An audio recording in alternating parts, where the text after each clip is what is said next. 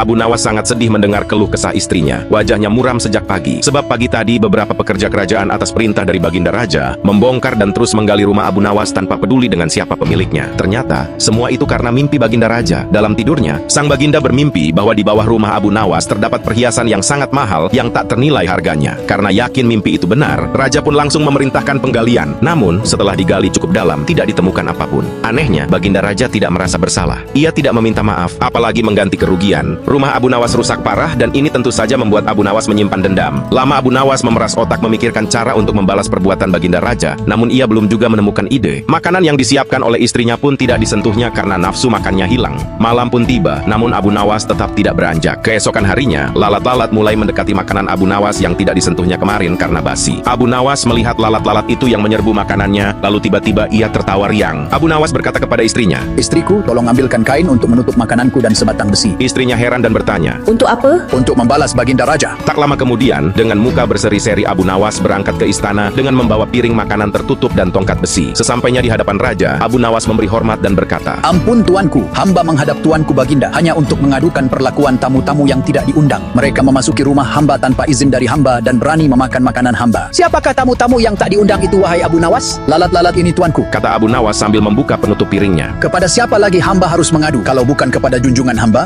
mengadukan perlakuan yang tidak adil ini." "Lalu keadilan yang bagaimana yang engkau inginkan dariku?" "Hamba hanya menginginkan izin tertulis dari Baginda sendiri agar hamba bisa dengan leluasa menghukum lalat-lalat itu." Baginda Raja terdiam. Ia tak bisa menolak permintaan Abu Nawas karena saat itu para menteri berkumpul di istana. Dengan berat hati, Baginda menulis surat izin untuk Abu Nawas yang isinya memperkenankan Abu Nawas memukul lalat-lalat itu dimanapun mereka hinggap. Tanpa menunggu perintah, Abu Nawas mulai mengusir lalat-lalat di piringnya hingga mereka terbang dan hinggap di sana-sini. Dengan tongkat besi yang sudah sejak tadi dibawanya dari rumah, Abu Nawas mulai mengejar dan memukuli lalat-lalat itu. Ada yang hinggap di kaca. Abu Nawas dengan leluasa memukulnya sampai pecah. Kemudian lalat hinggap di vas bunga. Abu Nawas menghantamnya sampai hancur. Patung, kursi, hiasan istana semuanya jadi korban. Lalat pun hinggap di tempayan raja. Tanpa ragu, Abu Nawas memukulnya juga. Semua orang kaget, tapi Abu Nawas tetap tenang. Ia hanya menjalankan perintah untuk menghukum lalat sesuai izin sang raja. Baginda Raja tidak berdaya, tidak bisa berkata apa-apa kecuali menyadari kesalahannya yang telah ia lakukan terhadap Abu Nawas. Setelah Abu Nawas merasa puas, Abu Nawas mohon diri pamit pulang. Barang-barang kesayangan Baginda banyak yang hancur. Bukan hanya itu saja, Baginda juga menanggung rasa malu. Kini ia sadar betapa kelirunya berbuat semena-mena kepada Abu Nawas. Abu Nawas yang tampak lucu dan sering menyenangkan orang itu ternyata bisa berubah menjadi garang dan ganas serta mampu membalas dendam terhadap orang yang mengusiknya. Abu Nawas pulang dengan perasaan lega.